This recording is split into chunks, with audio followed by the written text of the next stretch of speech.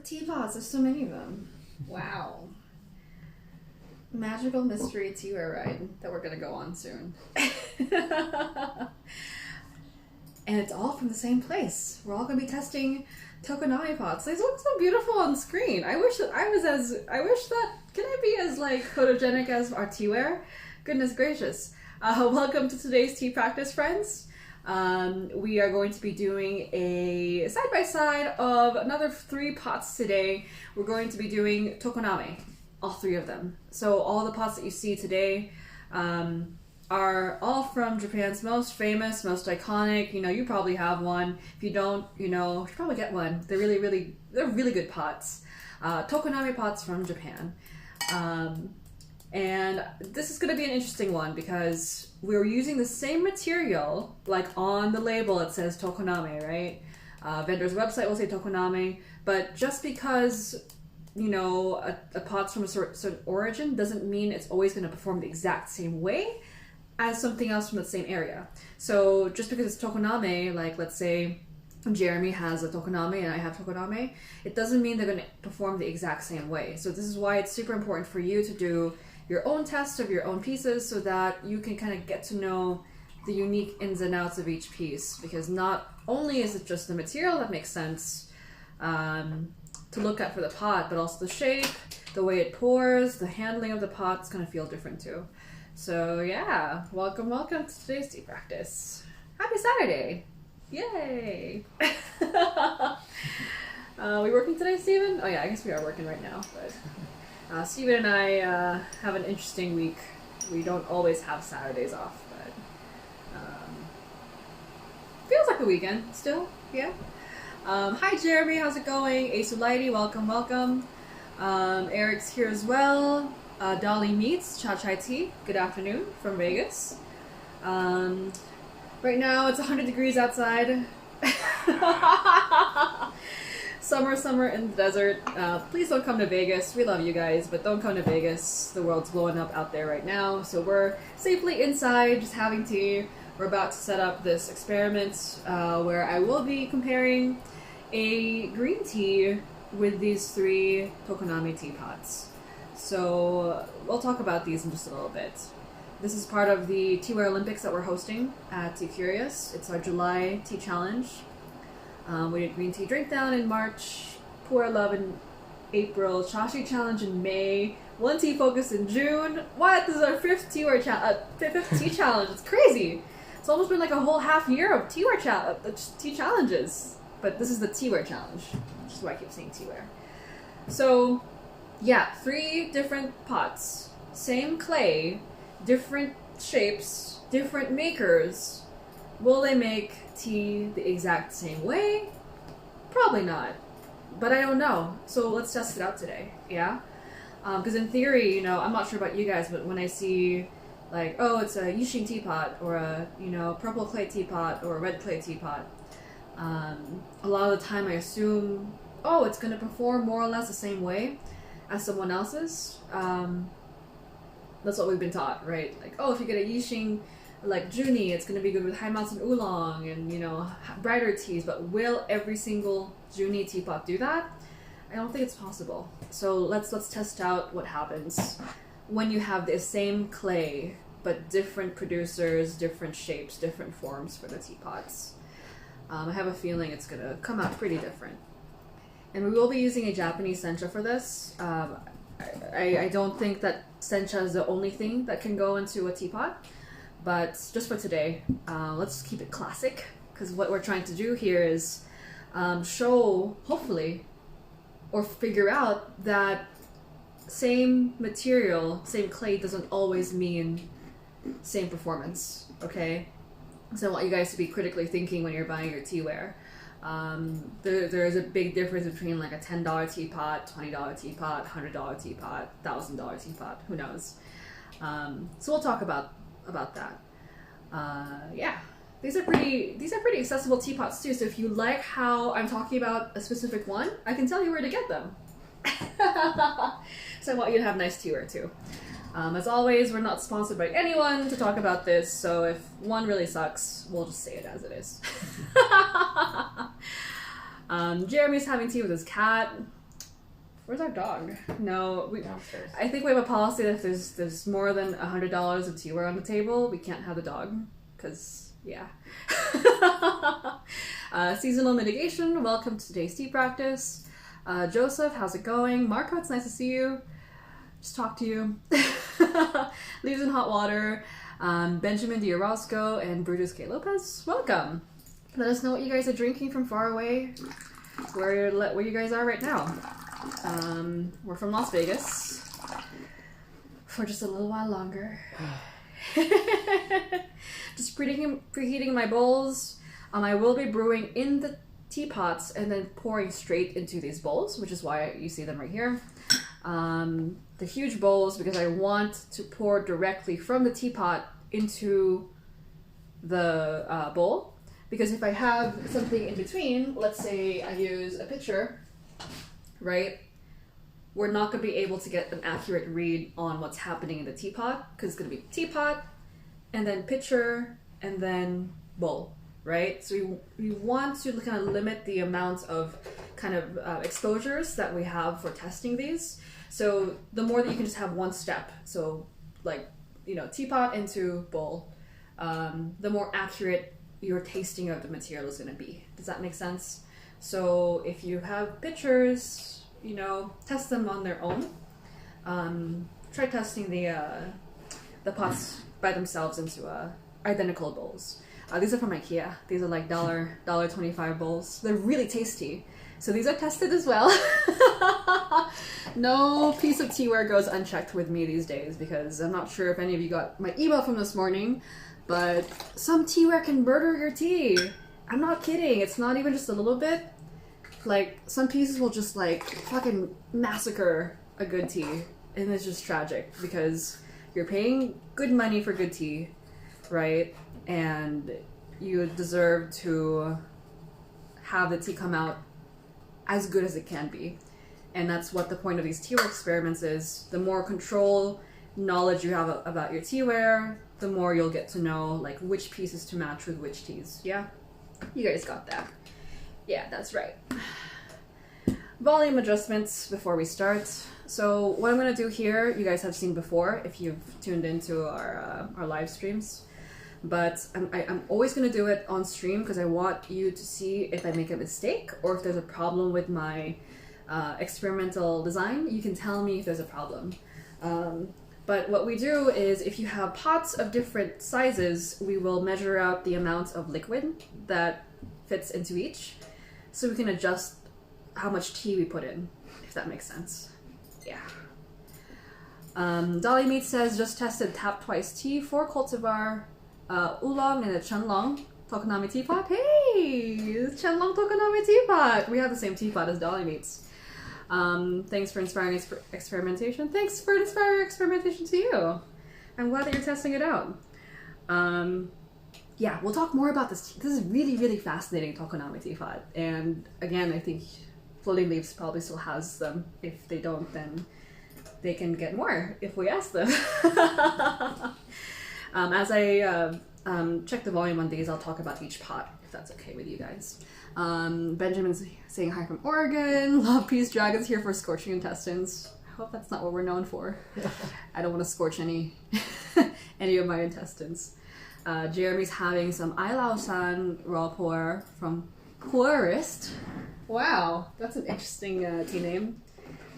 Tea shop name, Pourist. Never heard of them. I'm always finding out new vendors to you guys. Cha Chai Tea says, where are you going? We're going to Taiwan as fast as possible. Let me in. Let us in! But right now Taiwan is completely blocked to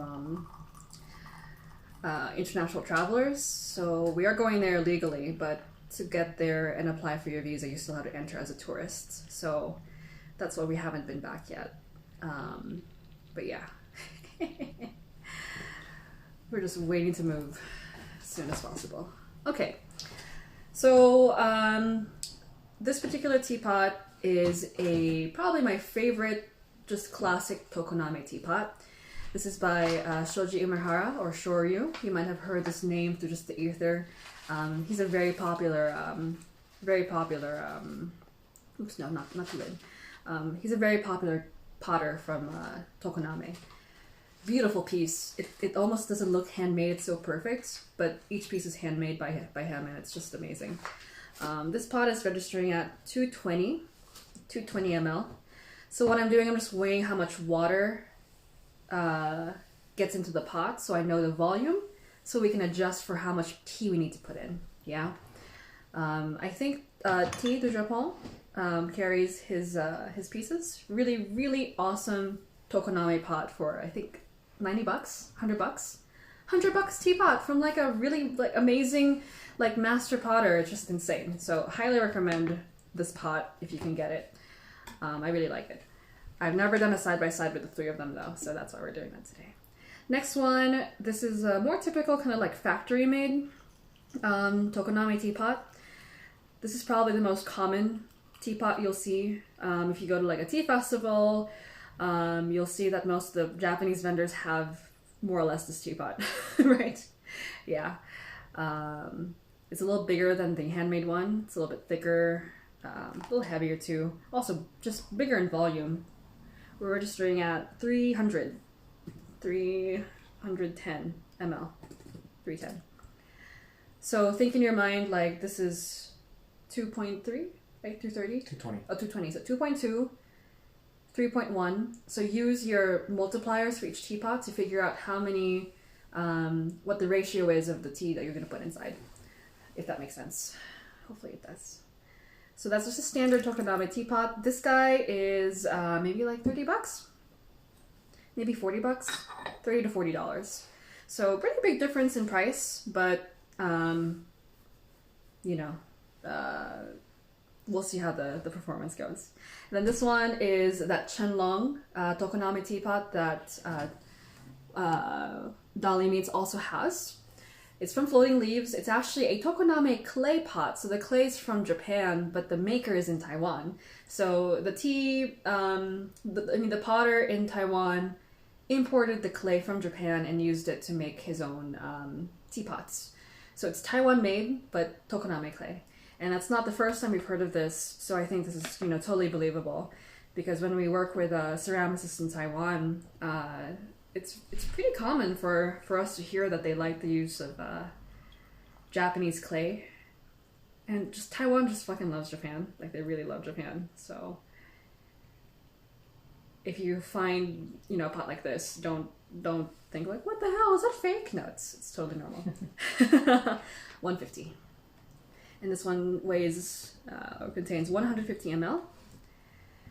So it's 2.2, 3.1, and 1.5. So you can almost just do, you know, 2.2 grams, 3.1 grams, and 1.5 grams of each tea.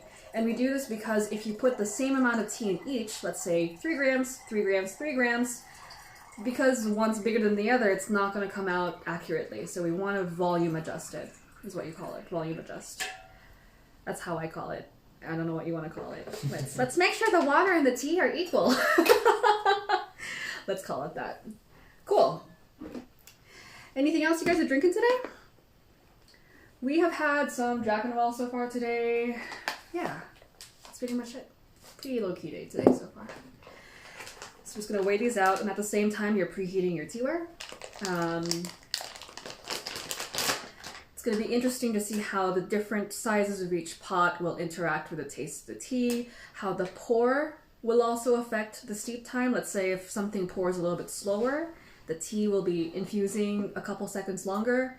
How much mass is in the pot will change the heat retention, meaning like how much heat does the pot keep, and thus how hot does it keep the water inside when it's brewing, right? And then even if you look at the pots, they're slightly different colors. They're all like that reddish, you know, vermilion clay color that's really popular. If you see a color like this from Japan, it's probably Tokoname. But you can see that they're slightly different in color, which means something chemically happened during their firing to make them different. Is this one? Yeah, this one too. Sometimes you have Tokoname teapots that are painted. I think this one actually has a bit of paint on it. Yeah, that's right. This is the one that has paint. So this color, if you see the color on the inside of the lid is a little bit different than the color on the outside. So I think like a paint, kind of like a shiny red something was applied, or it was kind of polished. I'm not sure which one, but something was done. Looks like paint. Yeah, painted on like glaze, just to make it look poppier. Those things will all change the performance of your pod. So weighing this out. Steven was at 2.2, 3.1, and 1.5, right? Yes. Okay. And then the tea we'll be using is a tea we know really well. Guys might have seen this already during our experiments before. Midori from Tea and Whisk. It's the tea that I used for last year's mixology competition. So I know it really, really well. If you're doing experiments like this, I really, really, really, really insist on using a tea that you know really well. Otherwise, it's going to be a little bit difficult to get the differences. So if you drink a lot of pu'er, test with pu'er. If you drink a lot of oolong, test with an oolong. And test with a tea that you know, like not just any oolong, but an oolong you've had a lot of before, etc. Okay.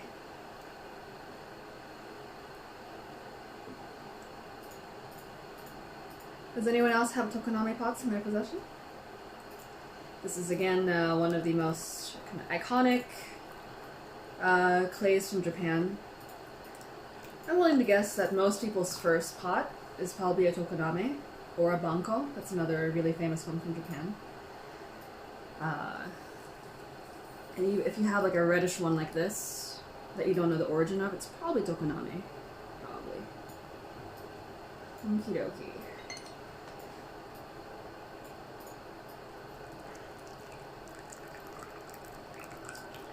This is a huge pot, the one I'm pouring out of right now. It's 300 milliliters, 310 milliliters. It's really heavy too. Actually in Japan, most of the pots that people prefer are around this range, the 300 plus range. So if you're wondering, oh, how come the pots are so big? It's just more typical there. I know a lot of us like really, really small pots. 300 is kind of huge, I'd say.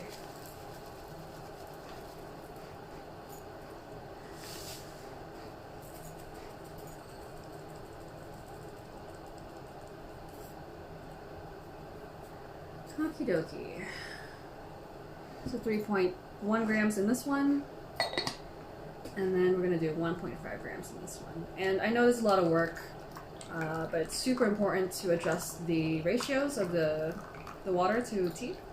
So you have like you can't say, oh, you know, it's because the pot was bigger, it had more leaves in it per volume. This is what's gonna help you make sure that you don't have to blame that for your results. All that's going to happen, what we're going to see in the results, is going to be just the clay, just the shape of the pot, maybe the pour of the pot. It's going to be a pretty honest test. Cool, we're all set up. Sounds good. Yeah? Yeah, I'm ready. You ready, Steven? Oh my god, these bowls are really, really hot. Oh my god, they're really hot. Man, these pots are huge. Alright. So make sure you preheat your teaware as well, okay? When you're, oh my god, Jesus, Steven, can you help me with this? It's so hot. This one.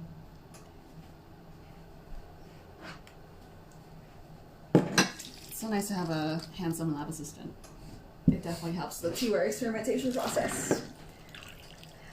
Okay. I'm calling Steven because he has fingers of steel from shredding. Oh my god. Oh man. Welcome to everyone who's just popped in for our experiment. We're just about ready to go. We've got volume adjusted amounts of tea in each pot right now, meaning we have just the right amount of tea for how big the pot is. And we have 3 Tokoname teapots from 3 different sources, 3 different vendors, probably 3 different makers. I want to see if the tea will change, even if the clay material is the same. So again, Benjamin, the first one is from Tea de Japon. Amazing vendor, just fucking amazing. I love their green tea. I love their pots. I love, you know, Florence taste in teaware. He's just amazing. I really love their stuff. Really, really, really recommend it.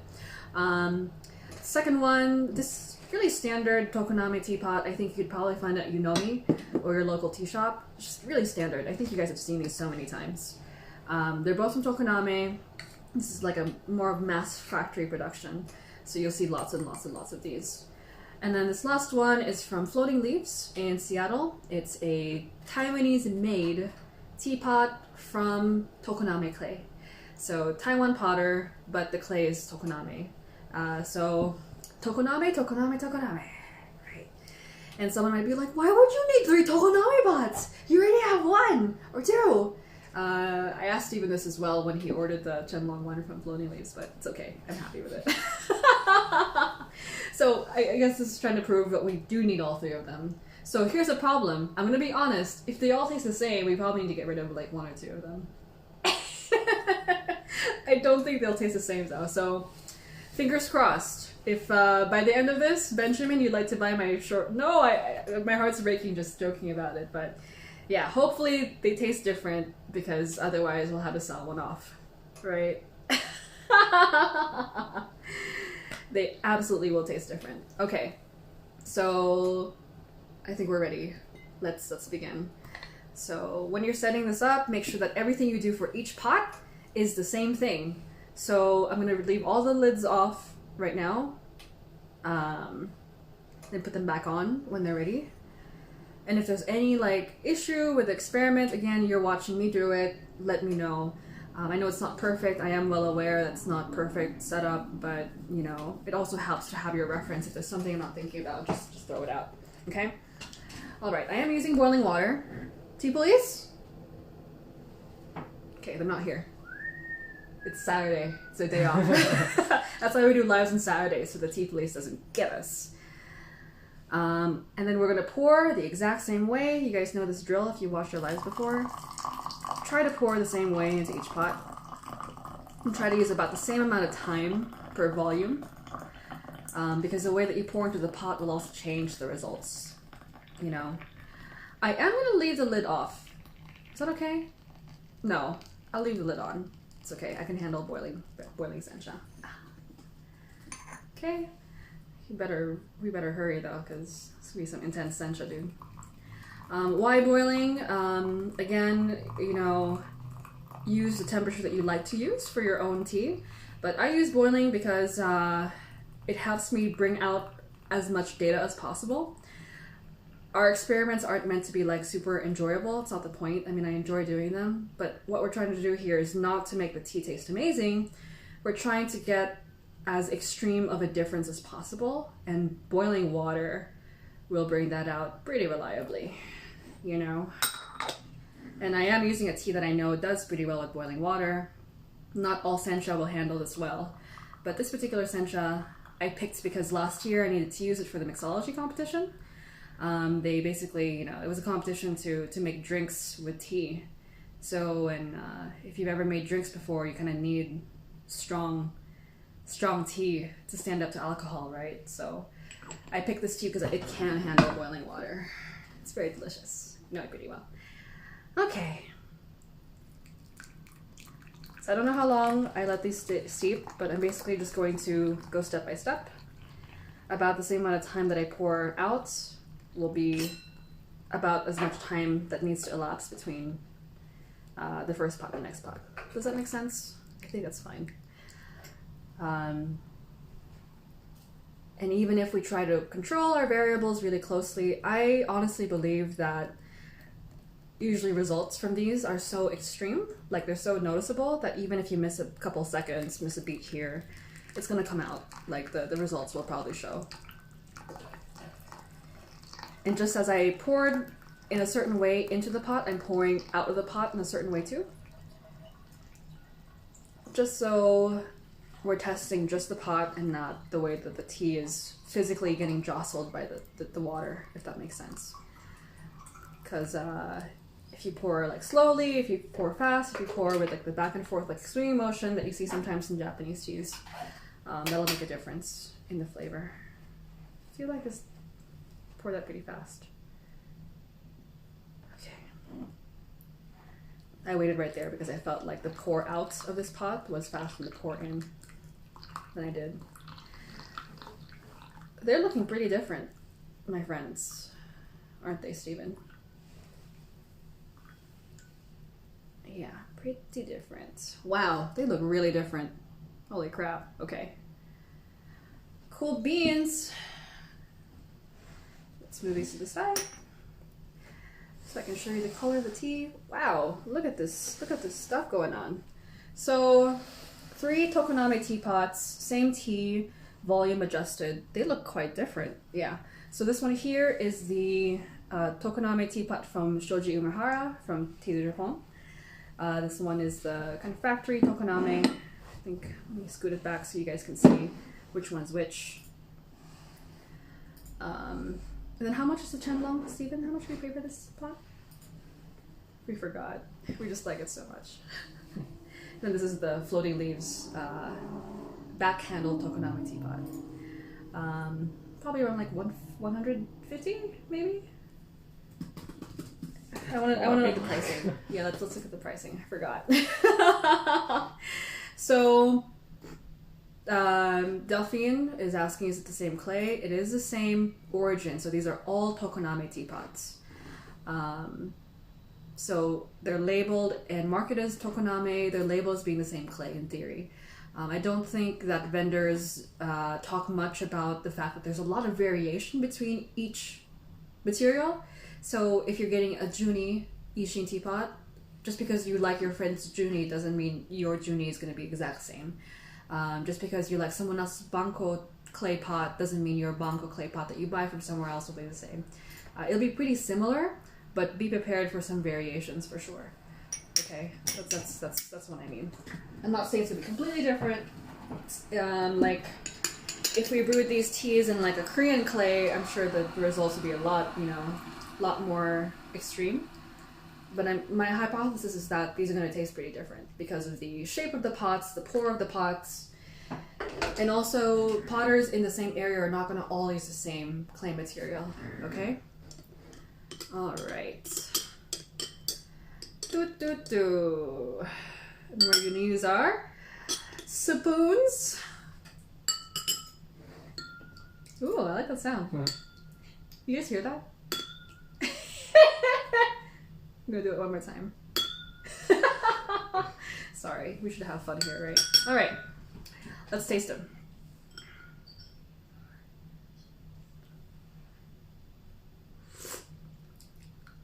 First one is the Shoji Umehara teapot, handmade, beautiful clay. I just fucking love this pot.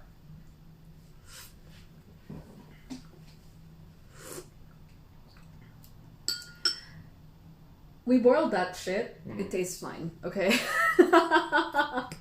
At least in the first steep, alright? Yeah, we have no issues with this tea. Next one, we're testing the factory Tokoname. Unknown maker, just a, mass-produced, much cheaper Tokoname.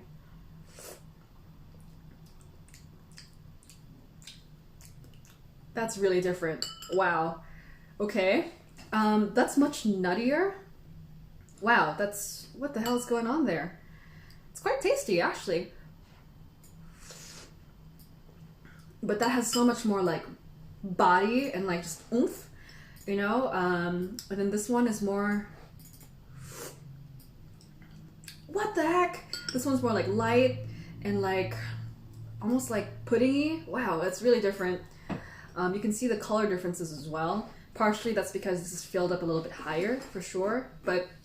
this pot does make tea look a little bit darker. Why? I think it's the material. And there's even a metal filter inside this pot, so that might be a part of it too. But you'd think that if there's a metal filter, it's going to filter out the particles really well, so it shouldn't be this dark. So there's something going on with the specific pot itself that's making the tea a little bit darker. Isn't that crazy? Look how different the colors are. And this last one, the Chenlong Tokoname.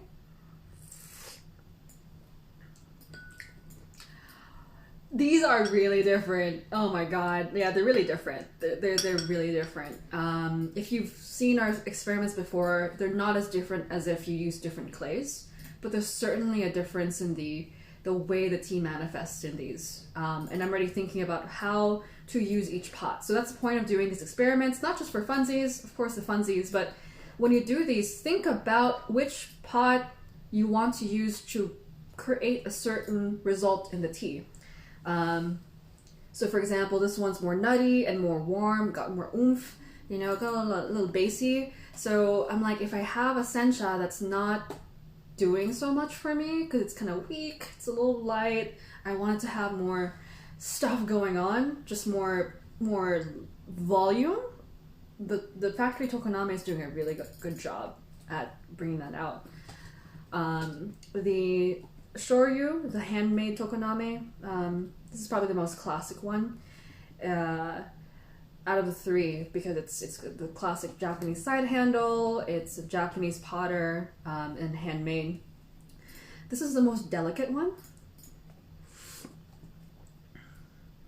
It's so elegant. It's very, very, very refined.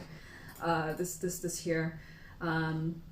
It's, you know, actually, I don't think I like it as much for the tea, because it's just too soft. And these teas are very like gentle and soft tea already. You kind of want more from it. Remember, we boiled these, and I'm like thinking I need more from this tea. That's crazy. I do like it though. It's more complex, I would say, than the factory Tokoname down the middle. There's more going on, but I just want a little bit more depth from this one. Then let's try the Chenlong.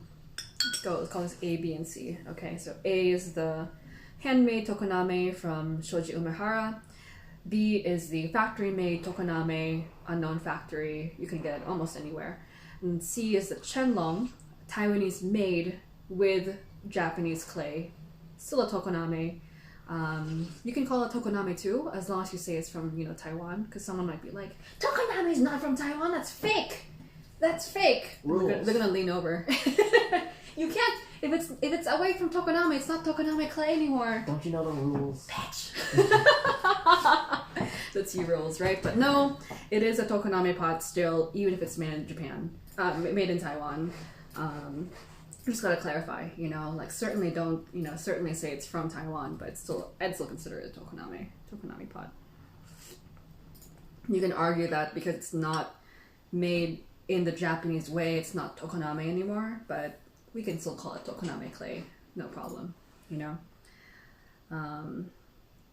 Yeah. I mean, if you bring a Jinchuan, like a Taiwanese tea plant, to Vietnam, it's still a Taiwanese cultivar, you know? So if you put a Canadian in America, they're still Canadian, right? Am I right? Can someone verify that? You still want to be Canadian, right? I mean, you can be American as well, but also still Canadian. Because I'm Filipino. I'm from the Philippines, and I'm both Filipino and American. So yes, this is both Tokoname clay and Taiwanese pottery. Isn't that crazy? So this one, you know what? I like it the best out of all of them, and this is the fusion one. This is crazy. Wow. So yeah, it's very, very close, but I love this one because it just extends the aftertaste so long. It's crazy. You want to try, Steven? Yes. The other two have some nice like flavor and texture going on, but this one has those things, and it goes. The aftertaste is so long on the Chenlong Tokoname pot. It's crazy. Let's have Steven try. Go over here. Dude, you're gonna make me feed you all the way over there? These bowls are so big. So I like having Steven try this with me because he has a different taste than me. The more people you can do these experiments with, probably the better. So that you can have a different perspective, different diets will affect the way you taste tea. Steven and I have relatively similar tastes, but he does have some things he emphasizes a little bit more than I do. And that's good because, especially if you're pouring tea for others, sometimes you might want to pick a pot based on the person you're trying to serve to. So if I'm in like a really busy kind of like tea festival, like in a crowd kind of thing going on, I'd probably use the factory made Tokoname. because it's loud, it makes a statement, you know, it's really bold, you're not gonna miss it. If I use the shoryu pot in a very loud environment, the tea's gonna get lost because it's so delicate. It's so like, hello, how's it going? It's very soft in the shoryu. Really elegant, but really soft. I personally like it, but I know a lot of people would find this to be a little bit too light. Last one, the Chenlong, the one that's really good for aftertaste if I'm with some tea nerds, because I think tea nerds like aftertaste, right? Like, I love aftertaste. I'm probably going to use a Chenlong or the shoryu, either or, depending on who you're with. If you're with like a tasting notes kind of person, they don't mind digging deep, probably use a shoryu. But if they're like, wow, that aftertaste, I'd probably use a Chenlong. Steven, thoughts? Agree? Yeah. Agree? Yeah, just... Which one do you I like the the first best? and the third. Okay. For different reasons. Okay. Yeah, agree. Especially with the aftertaste, like on the Chenlong. Yeah. You feel how long that is? It's so long. And I think it's a little bit rare to get sencha with this long of an aftertaste. I think that's why I like this the most, because Japanese tea lovers, you know, we like our Japanese teas, but they're not the most aftertaste based, I would say, compared to like an oolong or a pu'er. They just lack kind of that echo, you know. I think it has less body though. It's a bit brighter on the front, but the shoryu does a bit better with the body. I would say so. I agree with that. This actually has more texture. I agree with Steven. But because the aftertaste is so long, it's like, it stacks, Yeah, it's you know? okay. Yeah, these are really like, this is fine-tuning for sure. But you guys are like, you've been drinking tea for so long, a lot of you. And even those of you who are just starting out, I know you're really thoughtful about how you want your tea to come out. If you're looking for tasting notes, if you're looking for body, texture, evaluating those things. These are hugely different results, for sure. Yeah. Personally, yeah, now I'm like, which one do I like the best? For this time right now, the Chenlong. Because it's a little hot outside. I don't need a really, really like thick sencha. This is very, very thick. The one from the Tokoname factory pot B. The shoryu, I'm just not in the mood for like something super light and delicate right now. I usually like this pot a lot. But yes, the Chenlong, wow, amazing, just length, just really good. But it's not real Tokoname. It's from Taiwan.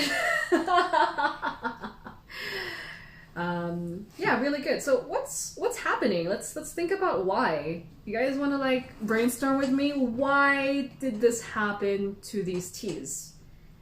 Right. So we got lots of complexity, delicate but good body. More nutty, warm, bassy, big flavor here.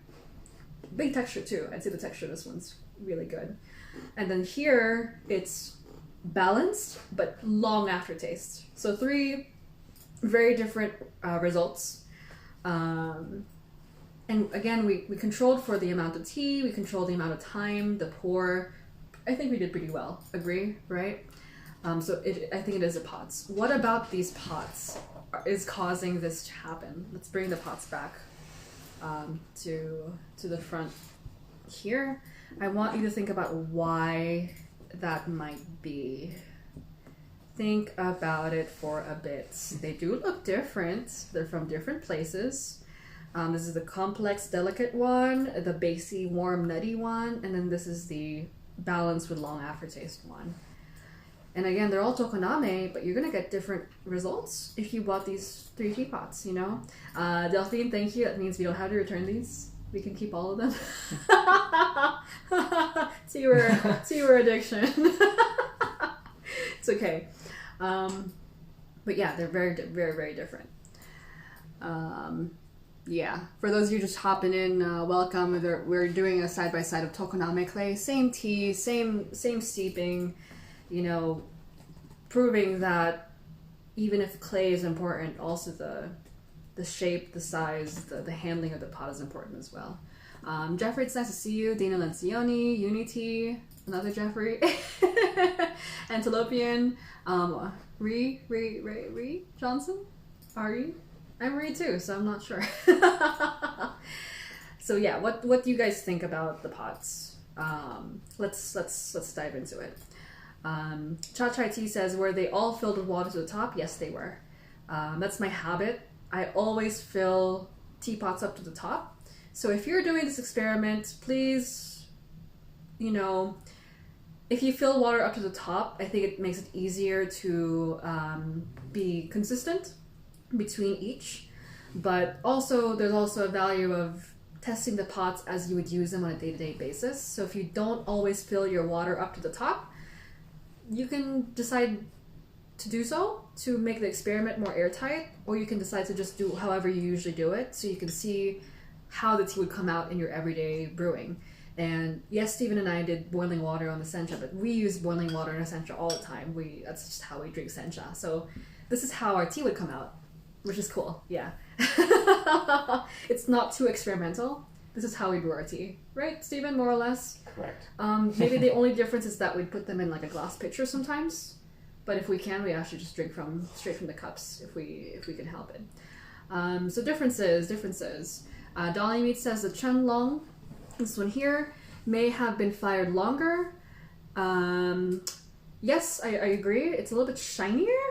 Might be higher temperature. You know, what was it that Shiloh said? The higher the temperature, the more the pores are likely to shrink, and that's what's causing it to be super shiny. It's very shiny, yeah.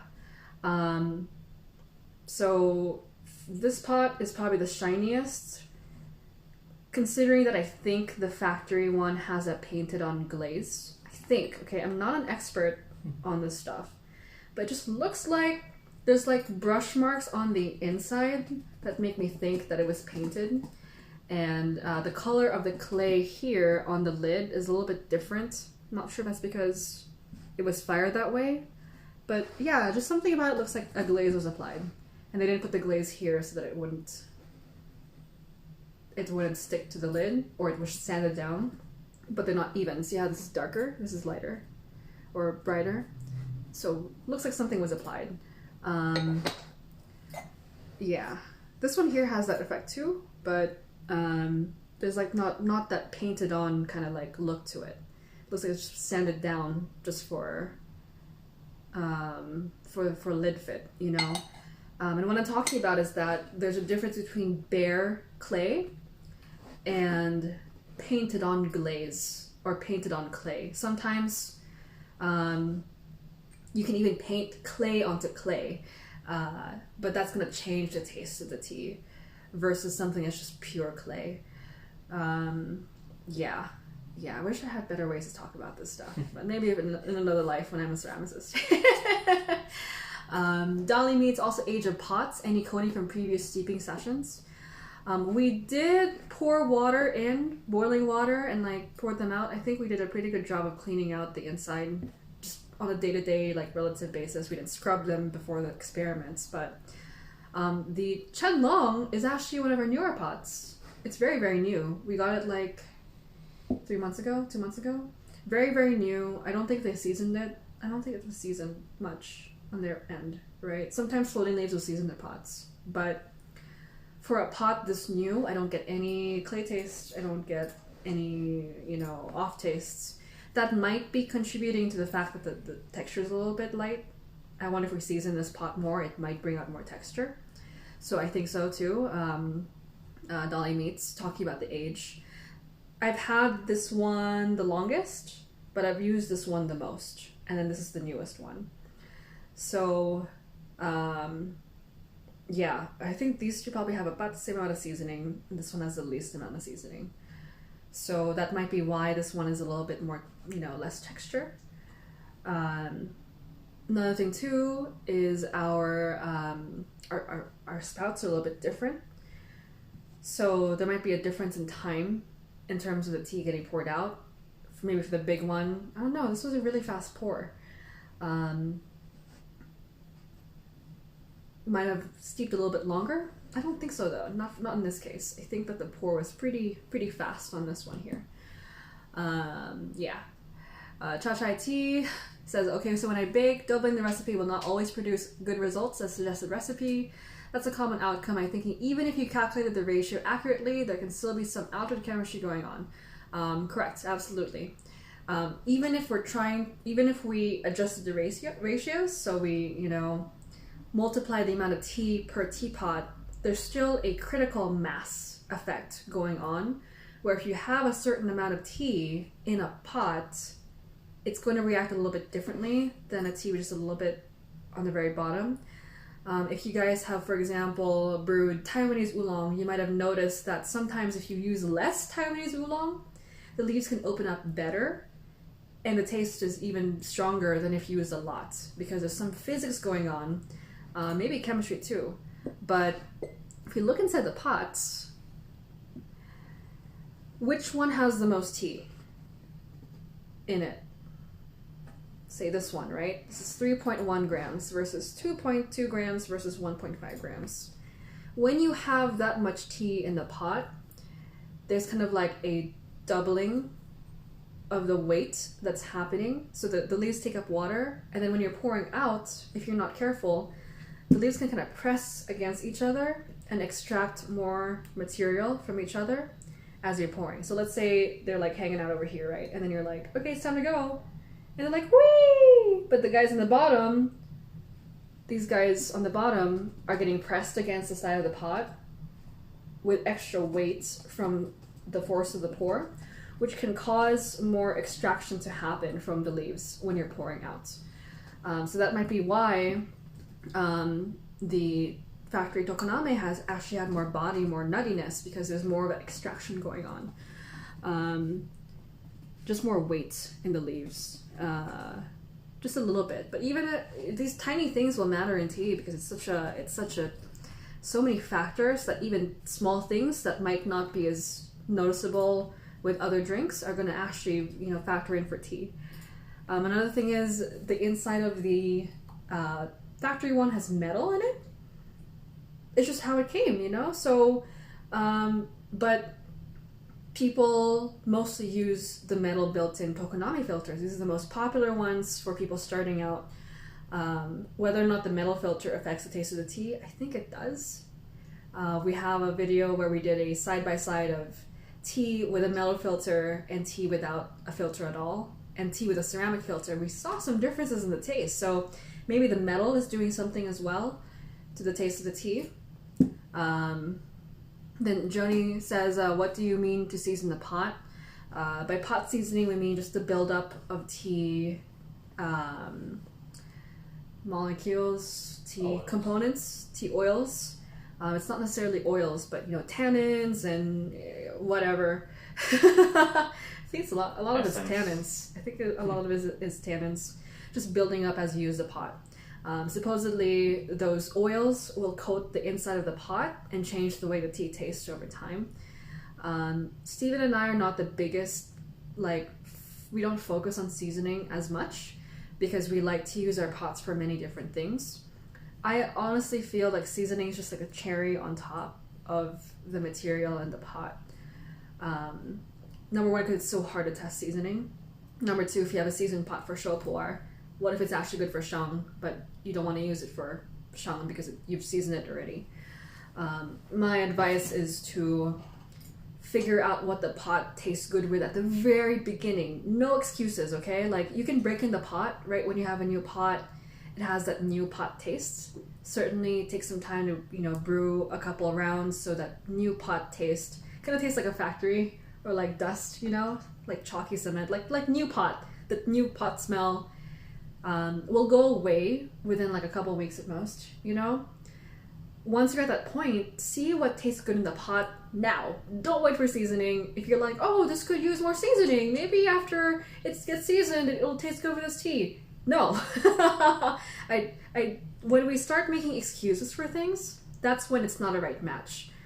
Just from what we've seen, there's enough variation in our pots that if you can find a pot that matches the tea exactly, it's just better. You'll be able to find it.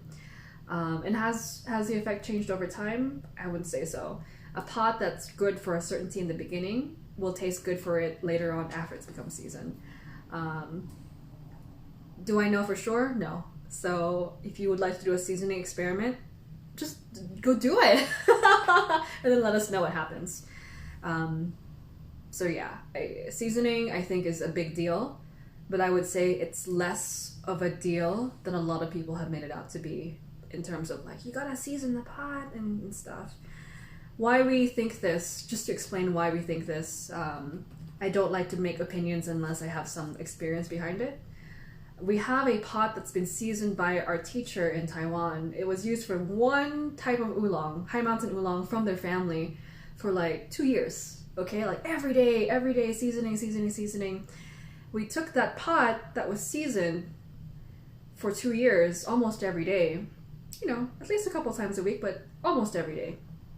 Compared it to a pot from the same maker, same firing, same material, same tea, we didn't find that much of a difference between the two.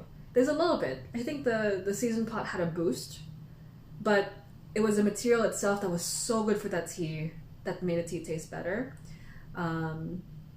It's just a little bit of like it's like the end, like the cherry on top. It was not as much as I thought it was going to be, honestly, because I was so excited, like, oh my god, like Nai Nai has been seasoning for 2 years, amazing. But it performs just as well. I think maybe a little bit better than our other pots. I don't even know if that's sentimental value, you know, because I'm like, oh, that's a pot that she used for so many years. Yeah. Steven showing me pots. What's up? Same clay, same maker. Oh yeah, let's show the seasoning. So it's like these are a few years of dongding. Yeah. Dongding. These are same clay, same maker, just to show the effect of seasoning. This is a relatively newer pot. This is an older pot. So same clay, same maker, like Steven said. But because of the effect of seasoning, you have more of this like kind of dark color inside. That's what you call seasoning. This was seasoned with dongding. I think some people will argue that seasoning is only important for pu'er and not green tea, etc. I don't agree with that. I think that all teas can taste good in a pot as long as you find the correct match for it. So these are from Floating Leaves too. Seasoned with dongding. Makes sense. Anything else? Let's see. Cha chai tea, it would be interesting to taste just straight boiling water from these well rinsed out teapots and see what your water tastes like. I really like that idea too. We actually have certain bowls we like to drink water out of because we think the water tastes just amazing. So let's do that. I think it's a really good idea. I haven't done that in a long time. Taste the water just from the well rinsed out pots. Yeah, I'll do that. I like that. RB Ceramics, how are you? Nice to see you. Different pots will season differently. I have one that's been brewing Darjeelings for 15 years. Oh my god, at least, and only smelling the dry pot, you can smell the Darjeeling leaves. That's pretty amazing. So yes, anything that I say, go try it yourself, because I'm only limited by the data that I have. And even if seasoning, you know, I like seasoning, you know, and yes, the pot that we have, it's pretty porous. Can I get the pot? I just want to show how porous the pot is. Nice. Yeah, nice pot. But it's not. It's a Taiwanese clay, pretty porous. Smells like water, and oolong. Yeah, yummy. Yeah. So this is the pot that was seasoned for us for about 2 years before we got it.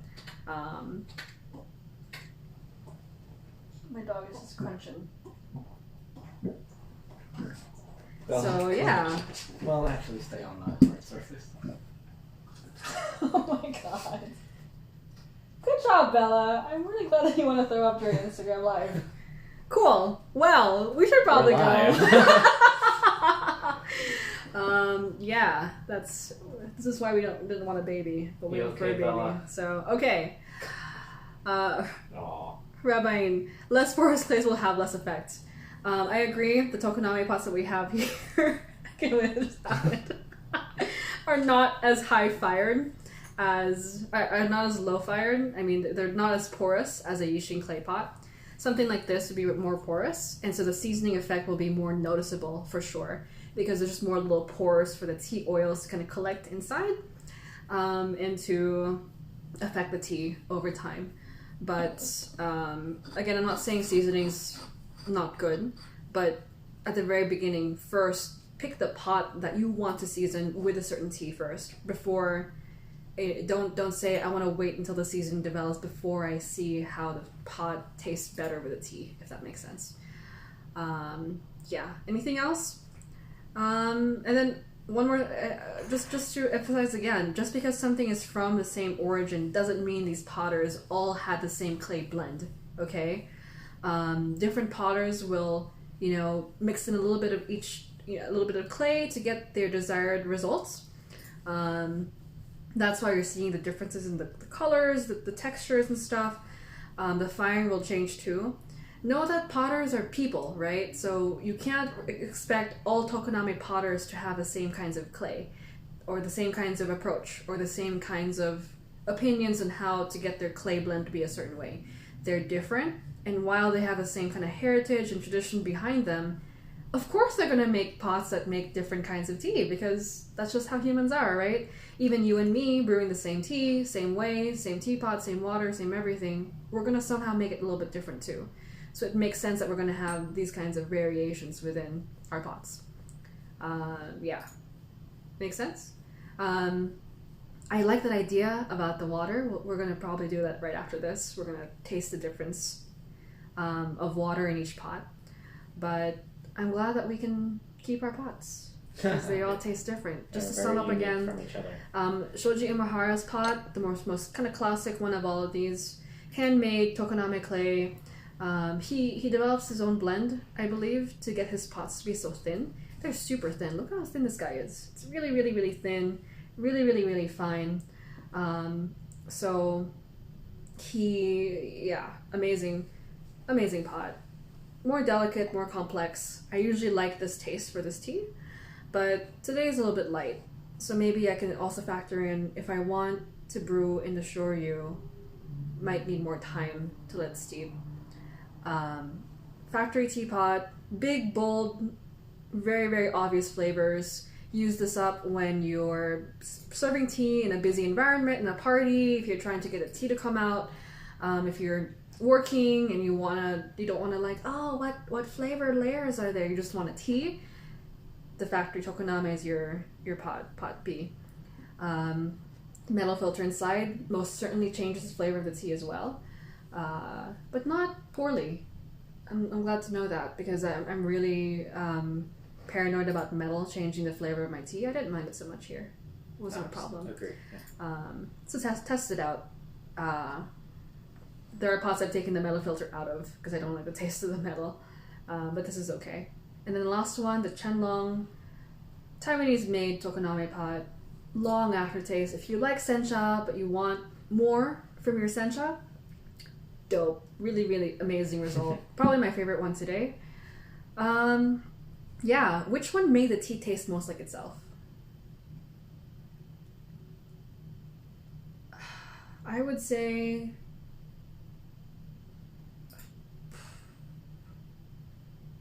probably, I don't know, the shoryu maybe?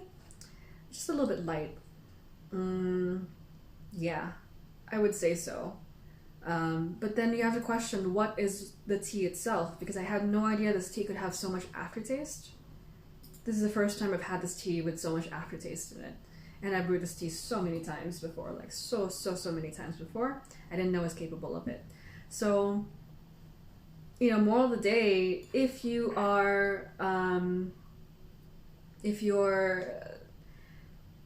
a tea, know that the final result of that tea depends a lot on what you allow it to do in the pots, okay? When you get the tea, it's not the end of the story. That's the cool thing about tea, is that you're the next step. You make a decision. Like, we idolize our tea makers because like, wow, it takes so much effort to pick the tea, process the tea, decide what the firing is, decide the roasting level. But also once the tea gets to you, you have to decide which pots will make that tea come out the most to be what it wants to be, or better. So that's cool. That's why I want you guys to do these teaware experiments. So please, please, please do a side-by-side of, a couple of your favorite teapots with your favorite tea. See what the results are. And yeah, share on Teaware Olympics. Okay? We got until July 15th. Thanks for joining us. Happy weekend. Goodbye. Thank you.